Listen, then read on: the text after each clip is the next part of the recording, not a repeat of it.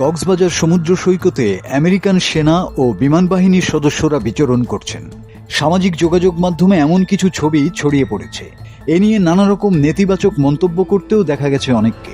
সাম্প্রতিক সময়ে বিভিন্ন কারণে কক্সবাজার আলোচনায় এসেছে। এমন সময়ে সৈকতে মার্কিন সৈন্যের উপস্থিতি জনমনে কৌতূহলের পাশাপাশি আতঙ্কেরও জন্ম দিয়েছে। সৈকতে মার্কিন সেনাদের উপস্থিতি নিয়ে জনমনের জল্পনা কল্পনা ডালপালা ছড়ালেও বাস্তবতা একেবারেই ভিন্ন। বাংলাদেশে মার্কিন সৈন্যরা এসেছেন মূলত একটি প্রশিক্ষণ কর্মসূচিতে অংশ নিতে। আমেরিকান অ্যাম্বাসির সহযোগিতায় আমেরিকান সেনাবাহিনী ও বিমান বাহিনী বাংলাদেশ ফায়ার সার্ভিসের কর্মকর্তা কর্মচারীদের এই প্রশিক্ষণ দিয়েছেন। গত 18 মে থেকে কক্সবাজার সমুদ্র সৈকতের প্যারাসেলিং পয়েন্টে শুরু হওয়া 4 দিনব্যাপী এই প্রশিক্ষণ কার্যক্রম আজ 21 মে সম্পন্ন হয়। প্রশিক্ষণ প্রাপ্তদের মাঝে সনদও বিতরণ করেন প্রশিক্ষকরা।